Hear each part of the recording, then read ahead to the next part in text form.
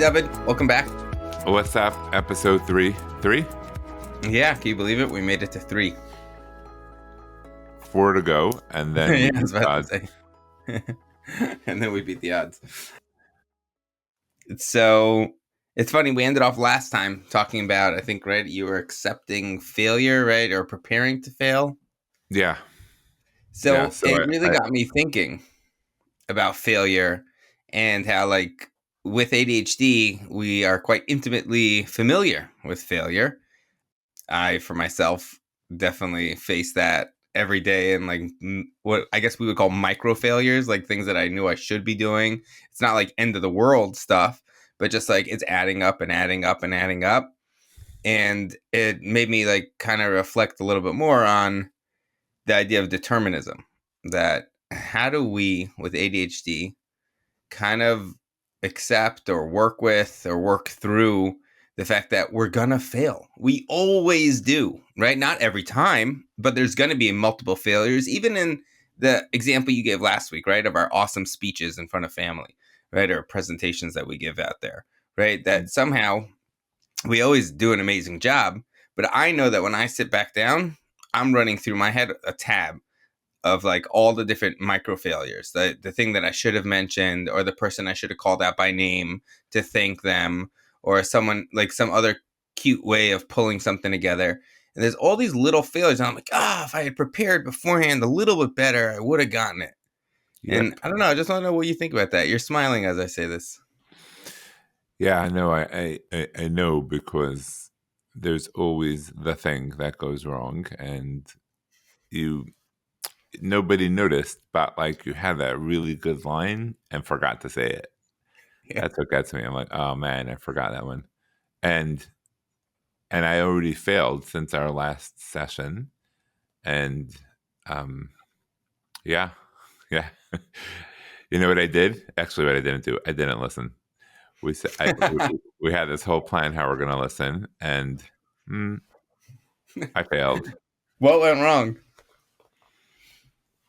I don't know. Like, I thought about it. I don't know if I was ever so committed to figuring out how to make it work. Like, it wasn't a high priority. You know what? I think what would have made it high priority is having to be embarrassed that I didn't listen. But for some reason, I'm not so embarrassed. I don't know. It's just me and you here. I didn't feel so embarrassed. And there are millions of one-day listeners. Right. And maybe nobody's even going to listen ever. So like, it's so theoretical that it wasn't such a motivator for me, firstly. But also, yeah, I don't know. I never activated on it. I stayed ambivalent. I stayed in this cycle of ambiguity. That's where I landed, and I never made it out. So I didn't get to listen, but you did. I did. Yeah, no, I'm wondering what the ambivalence was. Nothing different. I just, I don't know. I wasn't like, I told you, I don't love hearing my voice. And I was like, I don't know, maybe it's really awful. I don't want to hear it, I don't know. I just, maybe I have to figure out how to move through that and get myself motivated to do it so that I'll actually do it. Also, it's I hear a great line one of my students told me about ambivalence. Yeah. She was presenting on the movie Girl Interrupted. At the end of my psychopathology class, you do a psychopathology in popular culture. And so you take a movie or a TV show and you have to kind of diagnose a character in it. And so she takes this movie called Girl Interrupted, which I haven't seen, but it's about a girl, I think, who goes to like a psychiatric center. And in it, there's a scene where the girl's talking to her psychiatrist. And she's saying that she's very ambivalent about leaving, about like trying to get out of the unit and go back to real life. And the psychiatrist, she's like, yeah, I just don't care. And the psychiatrist says, it's funny because ambivalence, if you break down the Latin word ambi means both.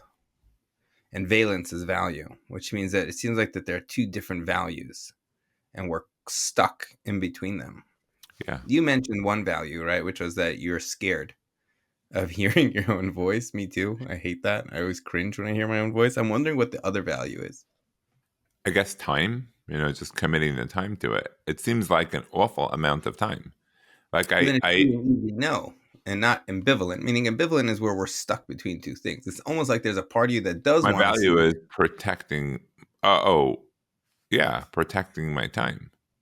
So on the one hand, I want I hear what you're saying. I want to listen because I want it to be good and I want to be able to learn from it and make it better. On the other hand, I don't want to listen because what if I don't like it? And, I'm probably going to not like how it sounds. So I'm stuck in the middle.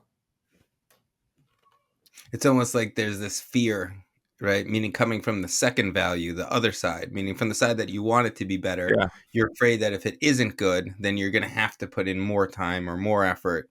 And that's Maybe, something that's scary. maybe. Could be. Yeah. Yeah. So So, then we just avoid it. I'm great at that. Yeah. Yeah. I actually, I didn't fail one bit. I succeeded at avoidance. Here, I think people with ADHD were black belts in avoidance. I'm a professional avoider. I have That's why you used to just procrastinate, but you were so good at it, they made you pro. Yeah, exactly right. Exactly right.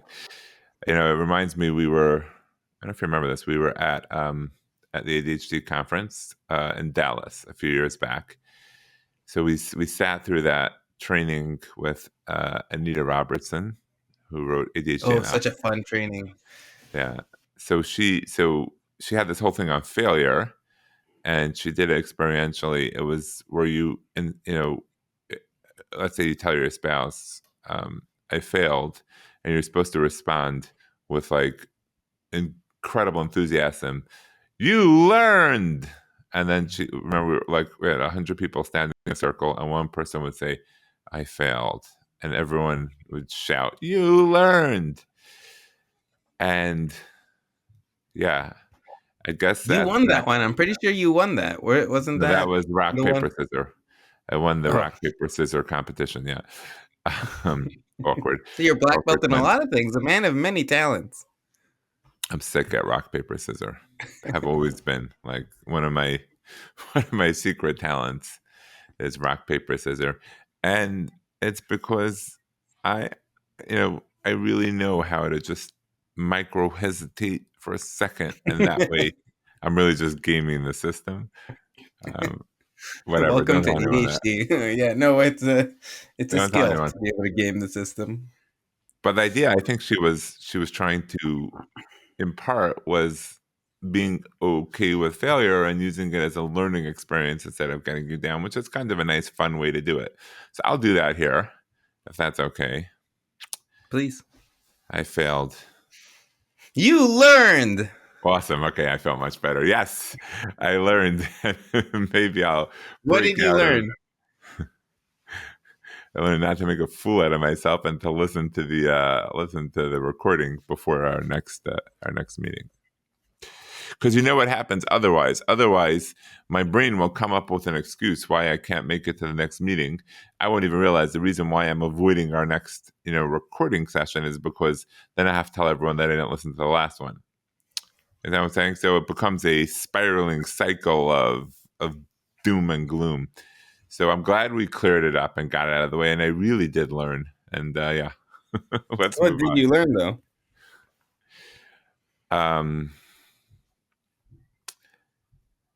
What did I learn? I learned that I'm stuck between wanting to listen and not wanting to listen. And so since I'm stuck between wanting to listen and not wanting to listen, I'm not listening.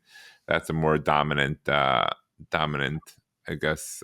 Well, actually, it's really just avoidance. I'm just avoiding the uncomfortable things. So I'll have to figure out a way through it. So I got the Want to try it acceptance piece. together?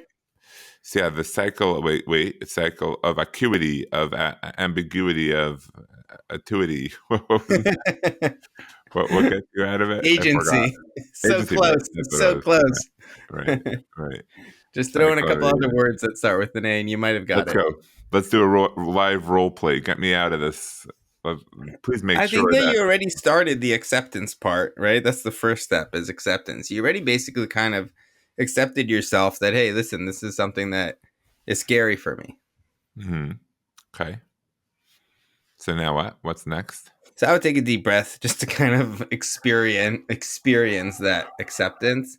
For Zoom us, like out our to brains zoom moving in. so fast that like we sometimes benefit from like kind of allowing ourselves to actually slow down with that like Okay. deep breath, 3 seconds in, 6 seconds out. I'm actually gonna take one too because I could always use one. If you're listening on double speed, it only takes 2 seconds. And then I would even kind of go drop deeper with the acceptance, which is also accepting the fact that like that there's a deep value for excellence, that you really do want whatever you do to be good and to do it right. And at the same time, that's something that's scary. I mean, whenever something's important to us, there's a Yeah. certain element of fear. Accepted. Yeah, that one's tough. Because we might screw up, and it might be that we do have a pretty bad recording. And that would be awkward and uncomfortable Horrible because then like recording. then Yeah. what do you say? No, I'm serious, because then we have to lean into the even more discomfort of like, what do I say to my friend that Nachi, you just say too many A things and you keep interrupting by trying to shove more A's into whatever it is that I'm saying. You got to slow down on the A's. Like, You I read, don't know, that could be scary also. you read my mind. How did you know that? Yeah. Yeah. Yeah, for sure. And yeah, maybe we stink at it. So there's Well, I you have have a track some. record. You've been doing pretty good in some other podcasts. I think both of us have actually done pretty okay in other podcasts. Mm-hmm. At Okay. least that's what they tell us when they ask us to come back. So good people. So okay, so where's my acuity, my ambiguity, my agency? Where's my Well, I think agency? even in the acceptance is still there's a lot more work to be done here of like accepting the good, the bad, and everything in between. So accepting the good is that value that you do want this to be done right. Accepting the bad is that you're scared of it involving even more time and even more energy and more awkward stuff that might come out of Mhm. it. And then everything in between is the fact that you're scared of it means that you really do value it and that that's something that is important to you. Does the clinician part of you yet recognize the MI, the motivational interviewing happening here? Nope. I'm fully in the moment and not thinking in a clinical lens. Wow, Motivational it interviewing. happens even Okay. to people like us, even to professionals like us. We could be normal in the moment. Yeah, so the part of it that kind of utilizes the science of motivational interviewing is picking up on the value, on what it is that you do want from it, from listening. And we're trying to kind of expand that a little bit and maybe fan the flames of that interest. Does any of that make Let's sense? Does it feel like it's yeah, being no. forced on you? Good. Good. Let's give it another week. See what happens. I would give it another breath. Yes. Right. Right. Because I feel like sometimes for me also, like I'll just kind of, when I say I need to think about it, it basically means I want to avoid it until you Jump ask in a me lake, again. Mackie felt. I'll tell you next week. Exactly right. Yeah. Or I need to sleep on it, like, Hmm. fine. So that would be the first step, is that acceptance. And then the second step would be the acuity, right? So zooming out to zoom in, like looking at the big picture. Yeah, it does. This is a big chunk of time, right? What is it, like a 45-minute recording?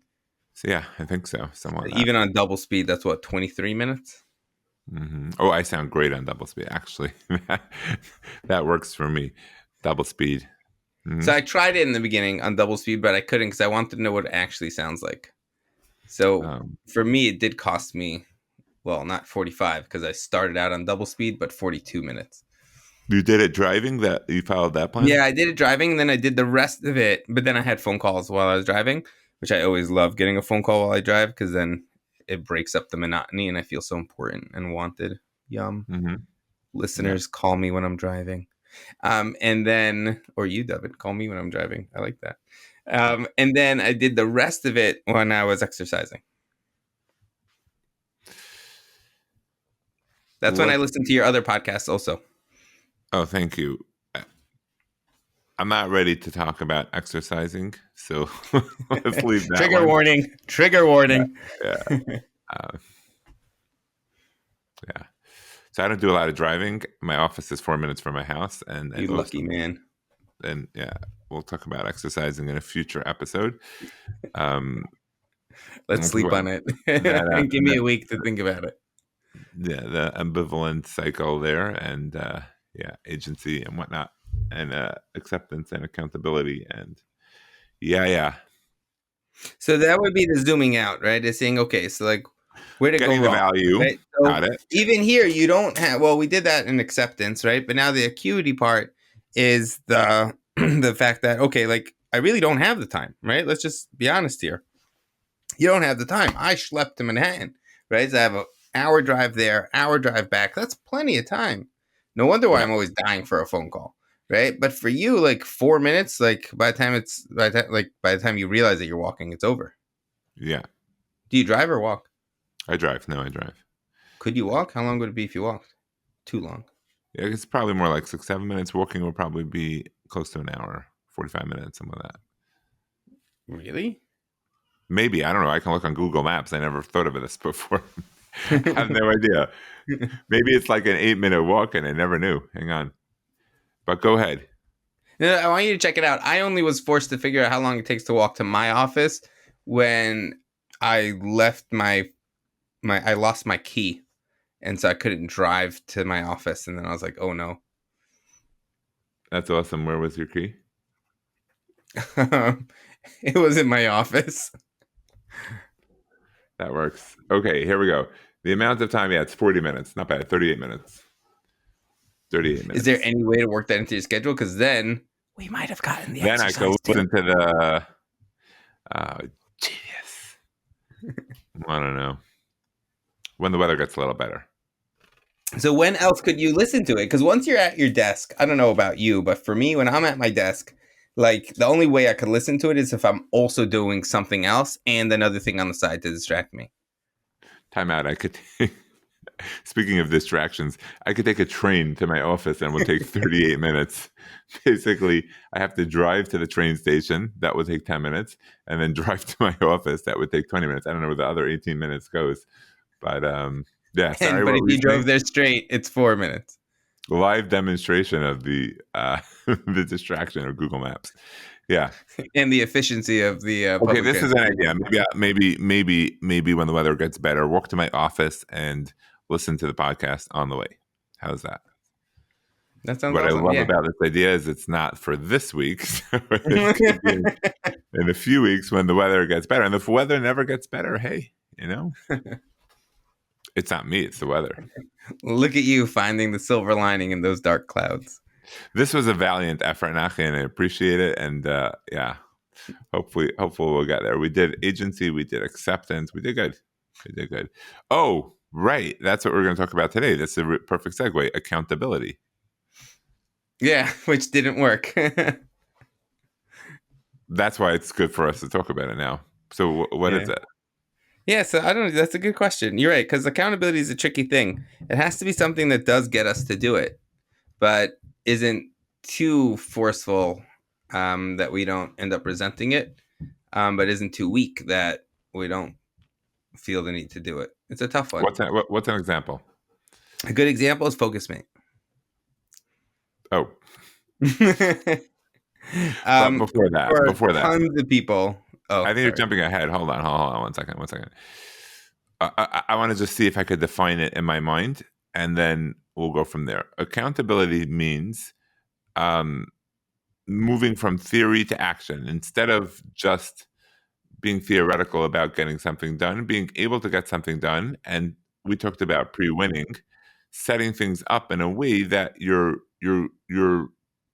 making it likely that it will actually happen. Right? That's the idea. Yeah, increasing the likelihood that this will happen. I like that. Yeah, that's a good way to put it. So now I want to split it into three areas. One would be a positive concept, like almost like a positive reinforcer, like putting into place something that will be a reward Two would be a consequence, like to help you be accountable. Like, I don't know, if I don't listen this week, I donate $50 to tzedakah, to charity, or something like that. That would be a negative. A positive would be, if I listen this week, then I buy a cinnamon bun, or I cancel my exercise session. Ooh, that would be delicious. Yeah, also I don't have one, so that's not going to work. But so you have positive, you have negative, and then there's sort of like neutral, right? Neutral is like just something that's not a reward or a consequence, just something that makes it more likely that you'll get the thing done that you want to get done. Good? To have that neutral, wouldn't it be helpful? Like, well, can you give me an example of neutral? Example of neutral is focus mate. You brought up focus mate, so I was thinking that's neutral. That's not positive because it's not a reward, and it's not negative because it's not a consequence. It's just a tool that exists to help you be more likely to accomplish what you're trying to accomplish. True. Yeah, I hear that. So again, positive is like an incentive. Consequence is like a consequence. And I'll give you a live example. This recording session is happening because of accountability, right? Because we both committed to doing this, right? We invested money into it, and we're at least planned out for 10 sessions. So there's an accountability piece. I'm accountable to you. That's why I show up. You're accountable to me. That's why you show up. If I was trying to launch this on my own without you doing it myself, I could see where I'd push it off. Like, there's always something more important to take care of. But now in the mix is Nachi Felt, who's actually expecting me to be here at 12:30. So I have to make sure to be here. So by doing this together, we introduced a neutral accountability that made it more likely that it would happen. And look, it's happening. At least it happened 3 times. We didn't get to 7 yet, and we certainly didn't get to 10 yet. But we got 3 episodes going because we did it together.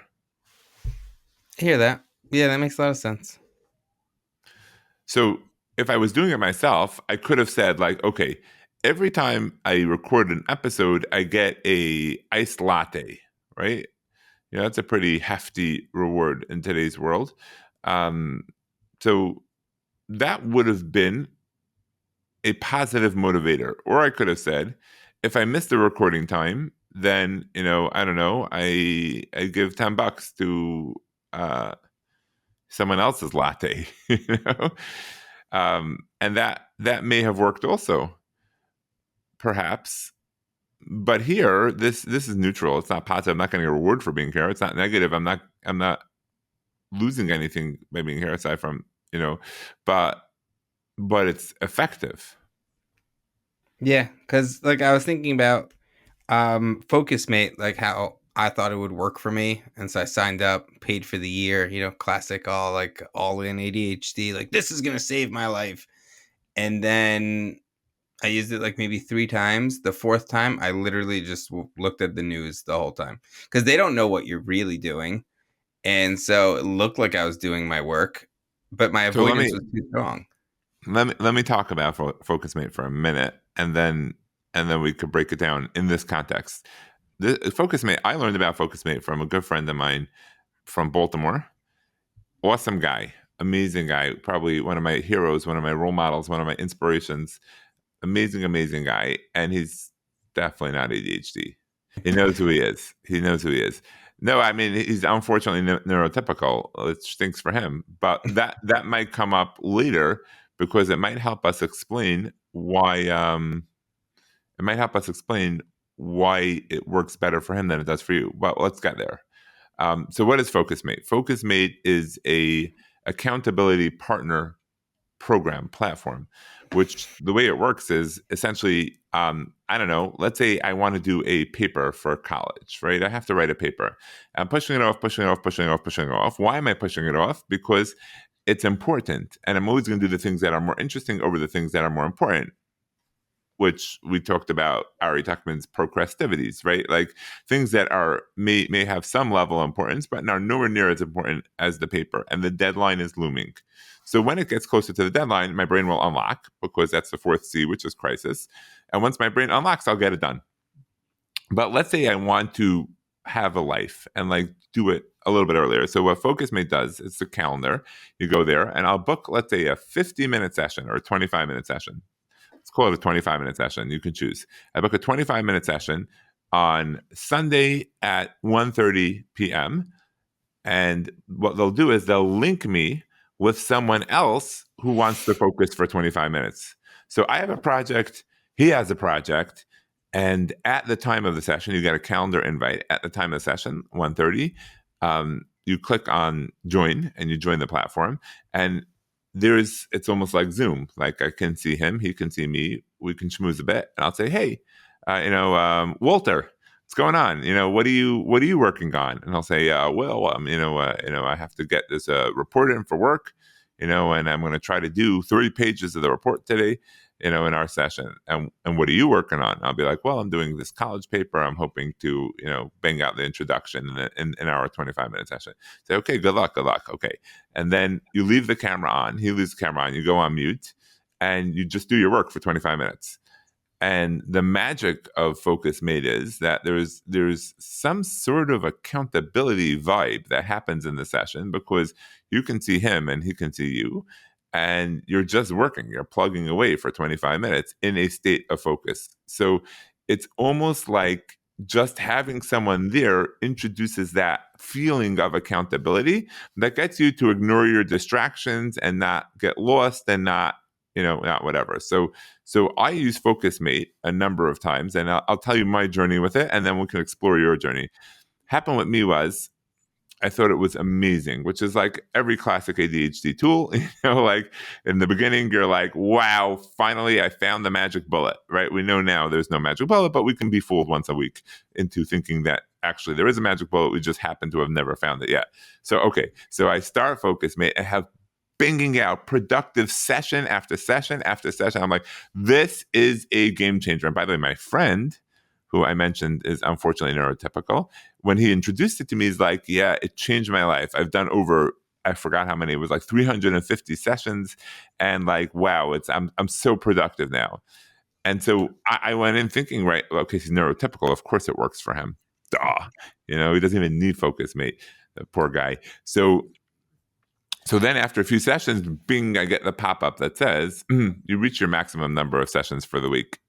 So you could either join, $10 a month or a year. You could save a little money, right? I think it was $80 for the year. Right. So I know, because I paid that. So I paid $10 a month because I'm like, you know what? Let me try this, okay? Before I commit and before I save all the money on the whatever. Okay, so I did another couple of sessions, and then you know what happened? I completely forgot that FocusMate exists. So I just gone, and it was only until like 2 or 3 weeks later, maybe a month later, that all of a sudden it popped into my head, oh, FocusMate. I'm like, oh man, that's going to be another marriage wrecking subscription, because my wife has a rule, no subscriptions, because I'm the perfect like victim of the subscription world. Like they get you like for $1.99 a month, $2.99 a month, and it's like the most amazing deal, and why not? And like, of course I'm going to use it and use it and use it and use it, and then like you forget, and 7 years later you're still paying because, oh my gosh, I had the most embarrassing story about that. I'm not saying it, but okay, fine. I own a website for like 7 years that I'm never going to use. But okay, I said it. I own 7 websites that I'm also never going to use on the chance that I might. And also, it's what? Right. It's $4.99 for the host name, $2.99 for like protection, $3.99 for some DNS thing. I don't even know what these things mean, but I'm just like, okay. My face just turned beet red. So we have a no subscription policy. I have to think carefully before I take on a subscription. So I immediately canceled the subscription because I understood from that like month experience that even if I can use FocusMate, it's not going to work as a subscription for me. And I have to say that since then, I have been using it maybe once or twice a week, like mostly for like if I have a specific type of project, like I want to work on a paper and I'm going to get completely distracted, then I'll do Focus Mate, and I found it to be effective. So I haven't had the experience that you did, so I'm curious about that, because I haven't had the experience of sort of breaking the rules in a session. Like in a session, like I'm focused. Once I'm cooked in with my mate, it works for me. So I'm curious about your experience, and maybe we could figure out why it's different. So as you're saying it, I quickly ran to open FocusMate in a different tab so I could remember to cancel my $80 subscription a year. Because you'll do it before they get you for next year, right? It's already Although I did 2025, find, so I'm already in. this Oh. is important. I did find that usually if you email them like the day of the renewal, like they'll pull it out. I had that once. I was, oh my gosh, embarrassing stories. I was in like a diet mode, and I tried out Noom, which is like one of these AI driven diet softwares, and it's phenomenal. It's really, really good. Like it's really helpful. Your calorie counting and whatever, and like eventually I had to sign up for a year subscription, and then of course naturally, like I forgot it exists, and I forgot the thing exists, and then also like they'll get you on like I don't know Noom. I'm not saying anything about Noom, but like a lot of these places, like the first year is like $12, and the next year is like $462. So and it's really horrifically unfair to the ADHD population. Like the whole subscription model is making money off of us. Like that's what it is. Like there's no delivery of services because we forget. And yeah, so then they got me for like $7,000 for the next year, and but they were very nice. I called them up and I'm like, oh, haven't really used this in like 9 months, and I'm not really into it. I'm 20 pounds heavier now, and could you just whatever? I didn't realize, and they canceled. That's kind of them. I've had different stuff with like, let's say, Box or any of these other people where like I sign up and then totally forgot. Yeah, you're right. Subscriptions do kill us. And you're right. So It what does happened? kind of harvest all of the executive deficit folk and just churns us out. Why? Because I'll tell you why. Because it's impulsive. You sign up impulsively. And it makes sense when you sign up because you have the best intentions and you know you're going to use it forever. Like think about FocusMate. It makes so much sense to buy that subscription. It's intended to help you with focus. Like what could be better to spend money on? And also you think about it, like for $80, I got the most amazing tool for a whole year. If I go to a therapist or a coach to help me with this, it's more than that for one session. So like, how could you not spend that money? But yeah. So tell me about the third episode. What happened? Yeesh. It was just, I think I was supposed to be writing something for my book, and it was super overwhelming. And I just kind of, I don't know, I just distracted myself the entire time, but then was too embarrassed to tell the mate, the focus right. mate. Oh, I forgot that. At the end, you reconnect with your mate and you say, "Oh, well, how did it go?" And you have to report in. Maybe that's what it is. Because I was trying to think, what's the curative factor? Meaning, why does it work? Like, because you're right, you could just space out and be distracted the whole time. Maybe it's that reporting back at the end that keeps you honest. But I guess So I wonder if that's maybe what, I don't know if it backfired. I don't know if it backfired. I just know that then I was embarrassed to like tell this person. So obviously I just fibbed. I was like, yeah, it was great. It was great. Learned so much. I did. I found out all about the war in Ukraine and other stuff like that. And how whales communicate. Yeah. Yeah. And so afterwards I was just so embarrassed that I just canceled all my forward sessions because I was like, wow, if this doesn't work for me, so then you're messing up all the people who then committed to do their focus mate with you. So I canceled all those moving forward, and I'm looking on my focus mate screen now. Like I told you, I was checking that up, and I see that the last time I paid was 2023. So thank God. That means I must have at least stopped for 2024. So now I'm feeling not as stupid. And just that, wow, you did for $10 and you saved yourself the $70 that I allegedly saved in paying the $80 for 2023. But I used it all 4 times. Okay, and but what's interesting is that I've had sessions where people have told me at the end, like, yeah, didn't really go so great. and I wonder, and those are people who have been in it for a while, so I wonder if like they're like secure enough to be able, like in that moment. The other thing is that like there is a parallel to what we talked about at the beginning of that. We talked about this last session, that maybe just the fact that we were going to talk about it next time as to whether we listened to the podcast or not was maybe that was a more of a motivator for you, and for some reason didn't motivate me as much. Like that we'd have to come back here and discuss it. But yeah, I guess so that's accountability, in a neutral way. What else would you like? What do you think? Like, where is the felt method on accountability? Let me ask you that. Great question. Again, I'm still bothered by weight. So what went wrong here? But maybe we'll get back to that. I'll just put it in here. What went wrong by Where? us? Focus mate? No, well, yeah, with Focus Mate also. So I do Focus Mate and listening to the recording, listening. But in the felt method, the way accountability works is you're trying to do both, right? To develop an internal accountability. So this is like part of that why there's such a focus on the acceptance, which is accepting the good, the bad, and everything in between. I want to be accountable to me. It's really for two reasons. Number one is building up our own self-efficacy and our self-worth, that I'm someone who I could rely on. I could rely on me. That's huge for us.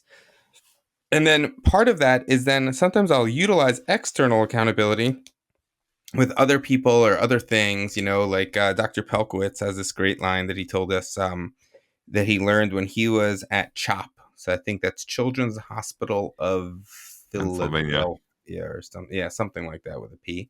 Somewhere in Pennsylvania. Maybe.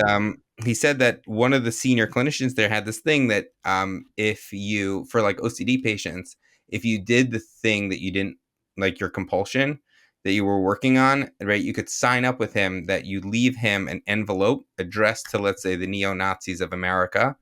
And if you like did your compulsion, you would let him know and he would mail it, right? A donation in your name.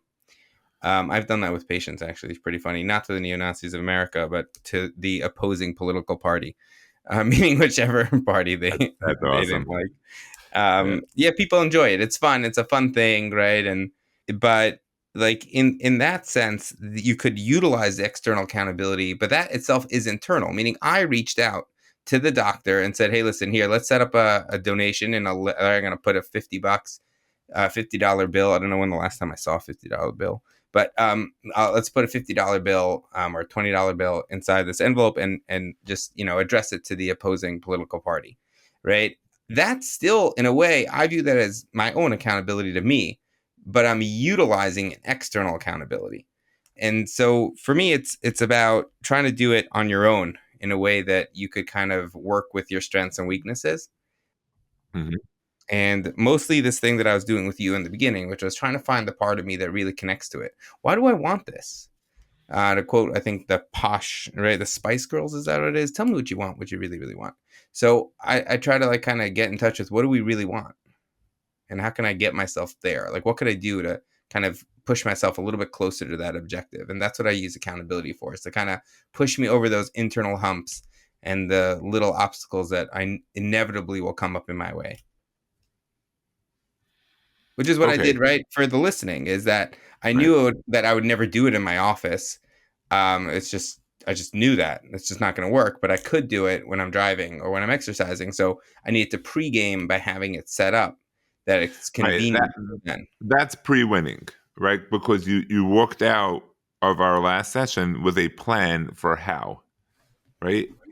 I didn't walk out with a plan for how, so I pre-failed because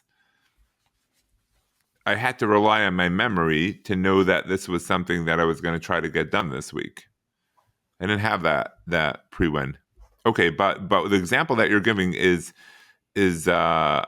one of negative, right? We said there's positive, negative. What would be a positive? Oh, I love your example, the cinnamon bun, right? I do that all the time, right? I think for me, my pastry of choice is a cheese Danish. So it's often a cheese Danish. And I have this whole thing about personal integrity, that when you tell yourself you're going to get your cinnamon bun for doing this thing, you have to get your cinnamon bun, even if you're not in the mood. You could buy it and give it to a homeless person. But the point is, it has to be purchased, and there has to be some benefit gained from this cinnamon bun idea. The idea is, again, personal integrity. That like I say what I do, and I do what I say. So that's a positive, and I fully agree with you. I think that there's so much opportunity for it. I'll even do sometimes. You don't even need like an external thing sometimes to do that. Like I'll even have like internal stuff. Like if I do something that I knew was hard for me, I'll go yeah to myself, right? And just like, kind of release some endorphins, a little endorphin rush, a little dopa hit, just smile at myself, give myself a little flex. And that kind of allows me to feel it, like to give myself that little hit of reward. Right. But but that's different than something you planned out in advance, something that you like, that you set up, like a cause and effect. Like if I do this, then I do this. If I complete the task, then I get the cheese Danish. That would be, because what's interesting is that I find sometimes with adults, they're like, seriously, like there's almost a resistance because you feel like, oh, that's what I'm doing with my kids to get them to behave. Like it's a little like, do I still need rewards at this age? Like, I love that you brought that up. You reminded me of a great line I once said to someone, and I love when I have like these conversations with people because it brings out really cool stuff. The line was, I said, you know what, it hit me as she was giving me the same argument, and I said, it made me realize, like, I do that. I do the exact same thing as my kids. I just do it for something more sophisticated called a paycheck.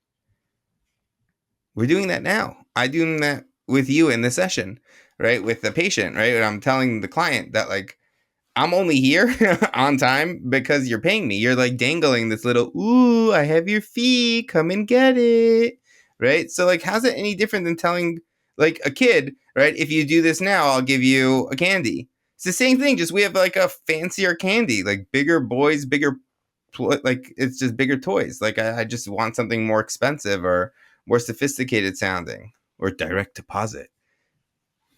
Got it. Okay. Cool. So if I'm summarizing accountability, there are lots of different ways to pre-game accountability, to set yourself up for success, to pre-win. Some things that we came out with were, the neutrals, like focus mate, like us working together, like having a partner, so that you're accountable to someone. Then we have the positives, which are incentives, which like sort of instant rewards, instant gratification. We have the negatives, which are consequences of just like, I don't know, donating to the other political party, which is pretty miserable.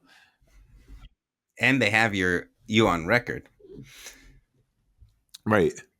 And then, so then you're doomed to a lifetime of texts and emails and like exactly from that guy you hate. And the other piece that I took out of today was the importance of leaving with a plan. Like instead of just a theoretical motivation, but also having a practical plan of how and when. So for example, I now have a plan when the weather gets better, for real. Maybe one day, walking to work and listening to our episode on the way to work. That's really cool. How am I going to get home? 1 second. I'll Uber home. Why can't you walk home also? What is it, dark? Do 2 40-minute walks in one day? Ooh, I'm so sorry that you exercise so much. I'll collapse at my doorstep. It's not safe. And just make sure that you have a tracker so that, and tell your wife if I don't move. Get my Apple AirTag. Right. Lakewood they advertise that, right? It's probably home. Yeah, it's probably right. I think Apple was advertising their new iPhone does that. If you're caught in the Appalachian Mountains or something like that, or on the way home from work, they'll dig you out. You need an emergency airlift. They'll catch you, Dovid. Right. All right, Nachi, have an amazing week. This was fun. Let's do it again. Was so much fun. I hope to listen to this episode and have some feedback for you. That would be great. In like what, a couple of months? that when the weather gets better, take care. Be good.